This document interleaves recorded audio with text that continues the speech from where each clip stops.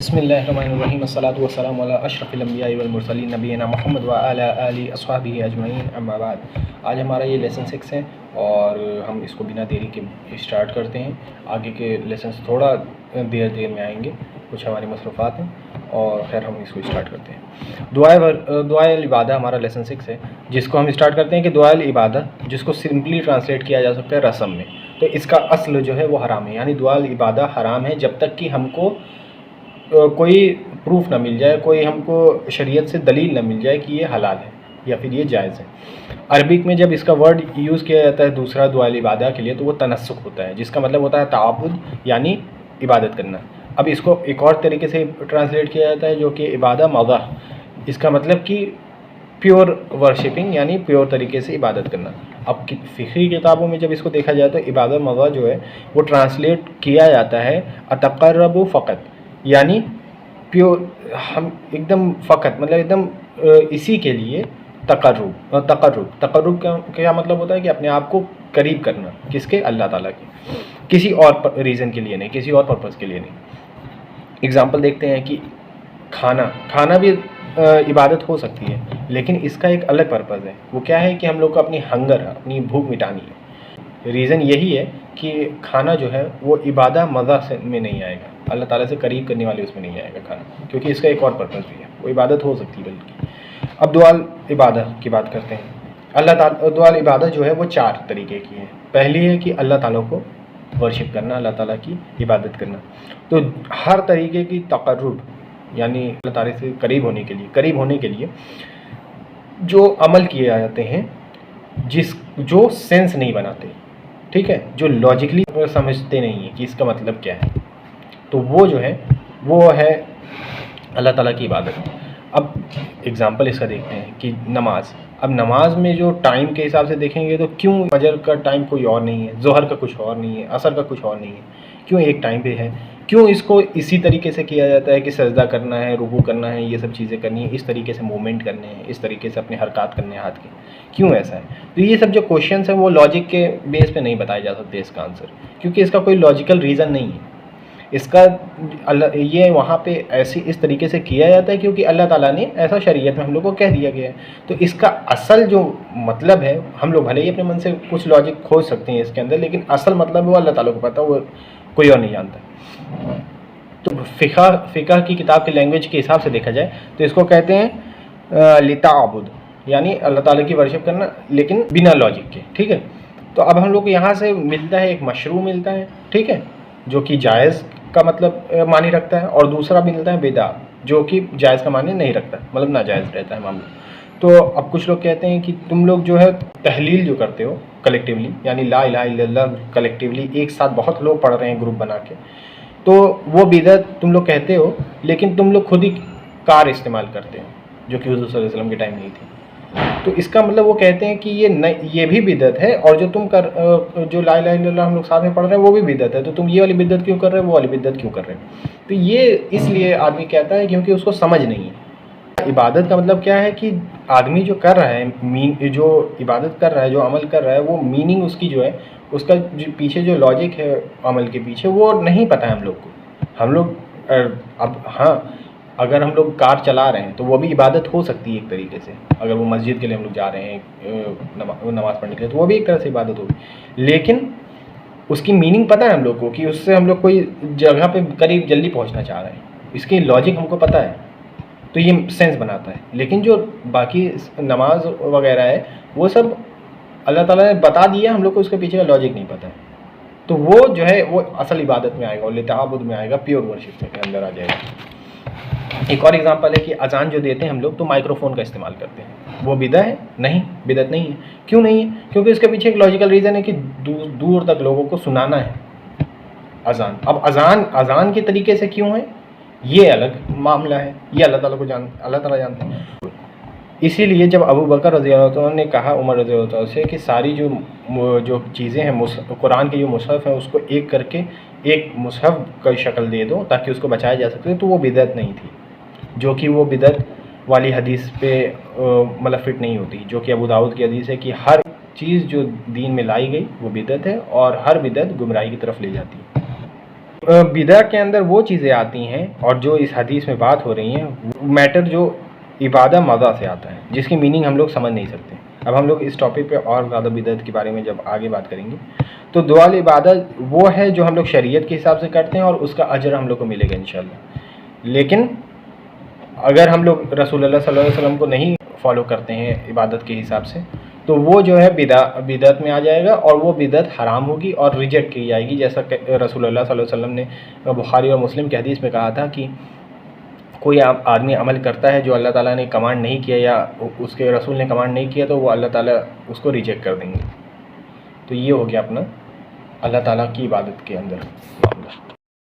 تو اس کا سمپل سا مطلب سمجھتے ہیں ہم لوگ کہ وہ عبادت جو کی جا رہی ہے جو غیر معقول ہے، جس کو لاجیکلی سمجھا نہیں جا سکتا، لاجک سے اپنے دماغ سے سمجھا نہیں جا سکتا ہے کیوں ہم لوگ ایسا کر رہے ہیں، اور وہ شریعت نے ہم لوگ کو اس کی اجازت نہیں دی ہے، تو وہ بدعت میں آ جائے گا.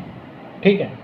اور جو عبادت جو چیزیں ہم لوگ کر رہے ہیں جو کہ معقول ہے، جو ہم لوگ سمجھ سکتے ہیں اور شریعت نے اس کا حکم نہیں دیا، لیکن وہ ہم لوگ کر رہے ہیں آسانی پیدا کرنے کے لیے اپنے دین میں، وہ اس حساب سے وہ ہو جائے گا کہ ہاں وہ الاؤڈ ہے. ٹھیک ہے. جیسے مصحف کا کلک کرنا، ایک مصحف کا شکل دے دینا وہ والا، اور اذان کے لیے مائکرو فون استعمال کرنا وہ والا. تو اللہ کی عبادت کا معاملہ کلیئر ہو گیا. عبادت اللہ جو ہے، عبادت 4 طرح کی ہوگی، تو عبادت اللہ جو ہے وہ ہو گیا معاملہ ہمارا. اب ہم آتے ہیں دوسرے پہ کہ عبادت غیر اللہ، یعنی اللہ تعالیٰ سے علاوہ کسی اور کی عبادت. تو جو بھی تقرب کیا جاتا ہے، جو اس سے قریبی حاصل کرنے کے لیے، اللہ تعالیٰ کے علاوہ کسی اور سے قریبی حاصل کرنے کے لیے جو عمل کیے جاتے ہیں، جس کا معنی کیوں اس مخصوص طریقے سے کر رہے ہیں، یہ ہم لوگ کی جو عقل ہے وہ نہیں سمجھ سکتی، وہ غیر معقول ہے. اور ہم لوگ مطلب سوچتے ہیں کہ یہ ہم کو کچھ مدد کر دے گا غیبی، یا پھر ہم لوگ کو کچھ مطلب غیبی طور سے ہم لوگ ہارم پہنچا دیتا ہے، ہم لوگ کے اوپر بربادی پہنچا دیتا ہے. لیکن ہم لوگ یہ کریں گے تو یہ عمل کریں گے تو ہم لوگ اس ہارم سے، اس بربادی سے بچ جائیں گے. تو یہ ہو گیا عبادت غیر اللہ. اب اگزامپل اس کا دیکھتے ہیں کہ کسی پتھر کو پوجنا، کسی جن کو پوجنا، یا کسی مردہ قبر کو پوجنا، یا تو یہ سب جو یا غیبیہ چیزیں جو یقین کرتے ہیں کہ اس جگہ پہ اس پیڑ کے نیچے ایسی چیزیں رہتی ہیں، اور ان کے لیے کیا نام ہے کچھ عمل کرنا، جیسے کہ ذبح کرنا ان کے لیے، ان کو ان کے لیے بڑی بلی چڑھانا، ان کا سجدہ کرنا، یا جا کے ان کے ساتھ میڈیٹیشن کرنا. تو یہ سب جو چیزیں ہیں وہ اللہ تعالیٰ سے علاوہ کسی اور چیز کے لیے کی جاتی ہیں اور انسین کے لیے کی جاتی ہیں، یعنی غیبی چیزوں کے لیے کی جاتی ہیں. تو اب ہم کچھ لوگ جیسے کہیں ہوتا ہے کہ ایک کالا کیا نام ہے مرغا جو ہے ذبح کرنا اس کے سامنے، تو تمہارا یہ کام ہو جائے گا. تو اب وہ جو ہے کالا کیوں، کوئی اور کیوں نہیں؟ تو یہ غیر معقول ہے نا، کہ نہیں پتہ ہم لوگوں کو کہ کالا کیوں، لیکن کوئی کہہ دیا ہے تو ہم لوگ کر رہے ہیں، بھلے ہی وہ غلط چیز ہے. تو یہ جو چیزیں ہیں وہ سینس نہیں بنا رہی ہے، اس لیے یہ عبادت کی اس میں آئے گی. ٹھیک ہے. اب اگزامپل دیکھتے ہیں عبادت کا کیا معاملہ آتا ہے اس میں، کہ نماز، رکوع، سجدہ، یہ سب عبادت کے اندر، یہ نماز کے اندر آتا ہے. تو عبادت کا ایک طرح سے یہ فارم ہے، ایک طرح سے عبادت کے طریقے ہیں. تو اگر یہ اللہ تعالیٰ کے لیے کی جائے گی تو یہ مشروع ہو جائے گا، یعنی یہ الاؤڈ ہے، یہ لیجسلیٹڈ ہے، اور عبادت صحیح ہوگی، اور اجر جو کرے گا اس کا اجر ملے گا. لیکن اگر یہ شریعت کے حساب سے نہیں ہوگی تو یہ عبادت صحیح نہیں ہوگی. بھلے یہ غلط نہیں ہو، مطلب غلط اس سینس سے نہیں ہوگا کہ اللہ تعالیٰ کے علاوہ کسی اور کے لیے ہو رہا ہے، لیکن وہ صحیح نہیں ہوگی کیونکہ شریعت میں اس طریقے سے نہیں کرنے کے لیے کہا تھا. لیکن تب بھی وہ اللہ تعالیٰ کے لیے ہی ہوگا. ٹھیک ہے. لیکن اگر عبادت کسی اور کے لیے ہوگا تو وہ عبادت غیر اللہ ہو جائے گا، یعنی عبادت وہ کر رہے ہو جو صلاح، نماز، رکوع، سجدہ، یہ کسی اور کے لیے کر رہے ہیں تو وہ عبادت غیر اللہ ہو جائے گا، وہ شرک کی طرف پہنچا دے گا آپ کو. پھر حج اور طواف کی بات کرتے ہیں. تو اگر حج جو اللہ تعالیٰ کے لیے ہی کیا جائے اور مشروع طریقے سے کیا جائے، جو طریقہ سنت شریعت کے حساب سے ہے، تو عبادت صحیح ہو جائے گی. اور باقی اگر حج اور طواف وغیرہ جو کعبہ کے اراؤنڈ ہی کیا جاتا ہے، لیکن اگر کعبہ کے علاوہ کسی اور چیز کے لیے کیا جائے تو علماء کہتے ہیں کہ یہ غیر اللہ کی عبادت کے اس میں آئے گا. تو حسین رضی اللہ تعالیٰ کے اراؤنڈ، اگر ان کی قبر کے اراؤنڈ جیسے لوگ کرتے ہیں طواف، اگر وہ کیا جائے وہ تو غیر اللہ میں آ جائے گا، وہ شرک کے طور پہ آ جائے گا. آگے آتے ہیں صوم، یعنی روزہ رکھنا، تو اگر وہ اللہ تعالیٰ کے لیے کیا جائے اور شریعت کے حساب سے کیا جائے تو کرنے والے کو اس کا اجر مل جائے گا. لیکن اگر شریعت کے حساب سے نہیں کیا جائے گا، جیسے کچھ لوگ کرتے ہیں کہ پہلے دن محرم کا روزہ رہتے ہیں ہر سال، تو اب وہ شریعت کے حساب سے یہ نہیں دیا گیا ہے کہ اس دن پکا رہنا ہے، تو یہ جو ہے یہ بدعت کے اندر آ جائے گا. لیکن اگر یہ جو روزہ رہتا ہے وہ کسی اور کے لیے رہے، اللہ تعالیٰ کے علاوہ کسی اور کے لیے رہے، جیسے کچھ لوگ کرتے ہیں کہ کچھ منافع حاصل کرنے کے لیے اس دن تم روزہ رہو، بھلے ہی اللہ تعالیٰ کے لیے نہیں رہے گا، یہ کسی اور کے لیے ہے، یہ شیطان کے لیے، تو یہ جو ہے غیر اللہ کی طرف آ جائے گا، شیطان کی بات کے اس میں آ جائے گا. اب بات کرتے ہیں منت کی یا نذر کی. تو نذر جو اللہ تعالیٰ کے لیے کی جا رہی ہے، جس میں اللہ تعالیٰ کی ورشپ عبادت، اللہ تعالیٰ کی عبادت آ جا رہی ہے، تو وہ جیسے اگزامپل دیکھتے ہیں کہ یا اللہ تعالیٰ اگر میرا ایگزام میں اتنا اچھا آ جائے گا مارکس، تو میں اتنا اپنا پیسہ جو ہے اللہ کی راہ میں خرچ کر دوں گا، یا پھر میں روزہ رہ لوں گا اس جگہ پہ. تو یہ جو ہے اللہ تعالیٰ کی عبادت میں آئے گا. اب اس میں اللہ تعالیٰ کی قرب کے اوپر آپ اپنا ٹرسٹ رکھ رہے ہیں، اپنا وہ بھروسہ رکھ رہے ہیں، تو یہ اللہ تعالیٰ کی بات میں آئے گا. اب علماء کون سی منت کو الاؤ کرتے ہیں، کون سی نہیں، کس طریقے سے کرتے ہیں، یہ سب کی ڈیبیٹ میں نہیں پڑیں گے. لیکن اگر یہ منت کسی اور کے لیے ہو جائے، جیسے لوگ کہتے ہیں کہ یا شیخ عبد القادر جیلانی، اگر میں یہاں میرا ایگزام یہ پاس ہو گیا تو میں آپ کے قبر پہ ہر ایک منڈے کو آؤں گا، تو یہ سب جو ہے یہ اللہ تعالیٰ کے علاوہ کسی اور کے اوپر آپ بھروسہ رکھ رہے ہیں کہ وہ آپ کا کام کرا دے گا. تو یہ جو ہے یہ اللہ تعالیٰ کے علاوہ کسی اور پہ بھروسہ رکھ رہا ہے، تو یہ اس میں شرک میں آ جائے گا کہ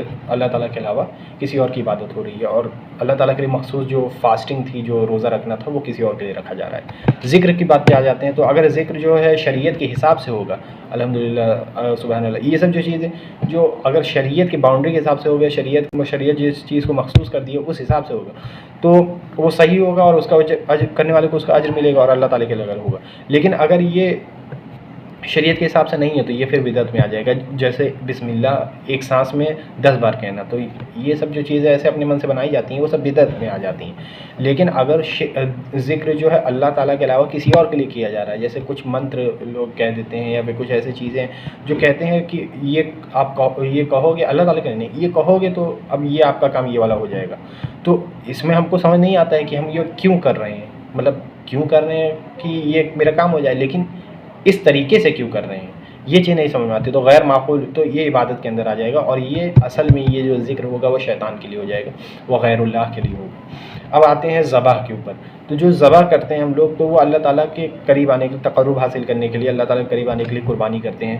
اب ہم لوگ کیا نام ہے ذوالحجہ کے ہی منتھ میں کیوں کرتے ہیں، ذوالحجہ کے ہی مہینے میں کیوں کرتے ہیں، اور ہم لوگوں کو کوئی بھیڑ یا بکری یا گائے یا بفیلو کیوں ہم لوگوں کو کرنی رہتی ہے، کوئی اور چیز کیوں نہیں، اور اس میں کیوں الگ الگ کچھ چیزیں ہیں، رولنگ ہیں، طریقے مخصوص کر دیے گئے ہیں کہ اس طریقے سے کرنا ہے، اس دن کرنا ہے، ایسے کرنا ہے. کیوں ایسا؟ کیونکہ اللہ تعالیٰ کی شریعت نے ایسا کہا ہے. یہ غیر معقول ہے، ہم لوگ نہیں سمجھتے کہ اس کے پیچھے وجہ کیا ہے، لیکن ہم لوگ کرتے ہیں کیونکہ اللہ تعالیٰ نے کر دیا ہے. لیکن اور اسی طریقے سے کہ اب جو ذبح جو کیا جا رہا ہے وہ کسی اور کو کھانے پینے کے لیے دیا جا رہا ہے، اس کے اندر کوئی پرٹیکولر رولنگ نہیں ہے، ٹھیک ہے، یا پھر کون سا میٹ چاہیے اس کے لیے.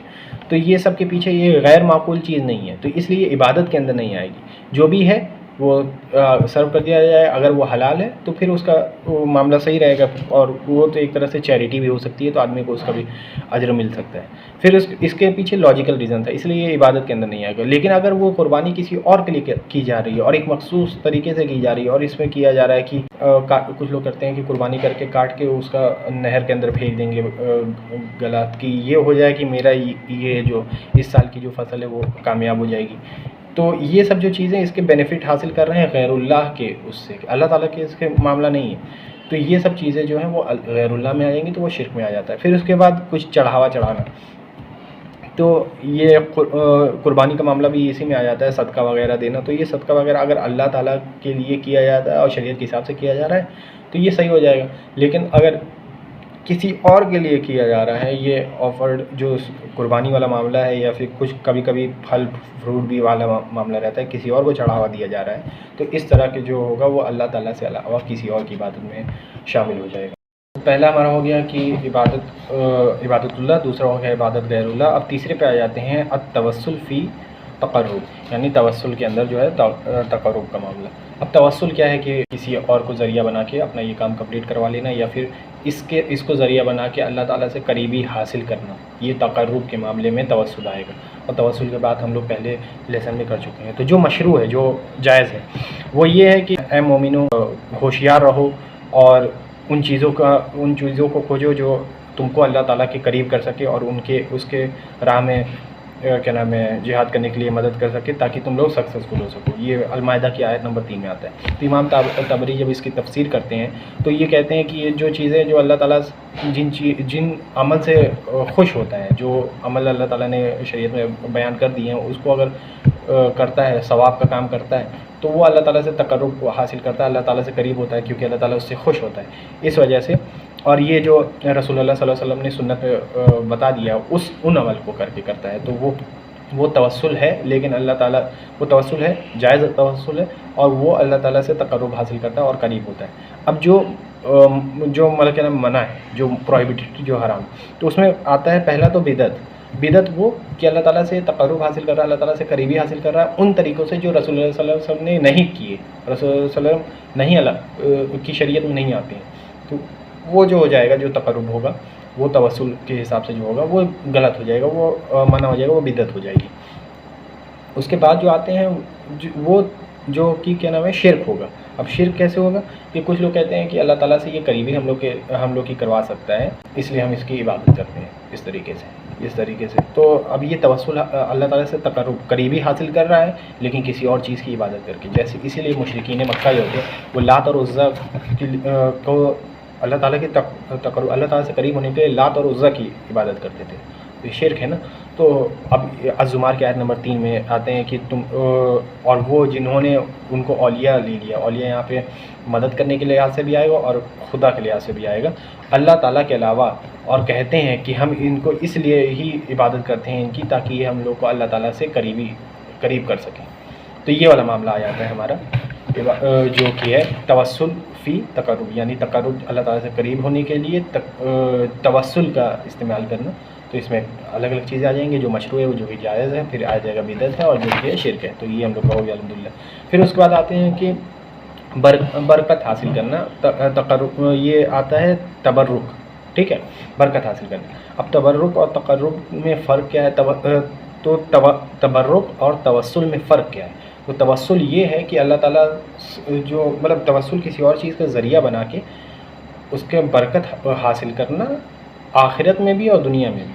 تو یہ توسل کے معاملے میں ہو جائے گا. لیکن تبرک جو ہوتا ہے وہ صرف دنیا کے اعتبار سے ہوتا ہے کہ دنیا ہی میں اس کا فائدہ آپ کو ملے گا. تو اب تبرک جو ہوتے ہیں وہ 2 طرح کے ہوتے ہیں. پہلا تو مشروع, جو کہ شریعت کے حساب سے جائز ہے. تو اس میں کچھ اگزامپل آ جاتے ہیں. پہلا تو یہ کہ العمل, جو اچھی چیزیں عمل کرتے ہیں, اچھے عمل کرتے ہیں, وہ بھی جو ہے ایک طرح سے تبرک ہے. اور کہ جہاد فی سبیل اللہ میں جانا, تو اس کا جو برکت ہے وہ ہم لوگ کی اس دنیا میں مدد کرے گی.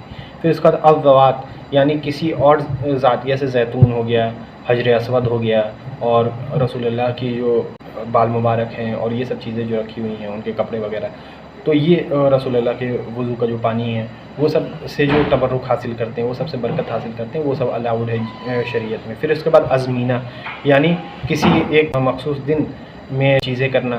تو جیسے رمضان کے مہینے میں کرنا, تو اس سے ایک برکت حاصل ہوگا, رمضان کے مہینے سے جو برکت حاصل ہو رہی ہے.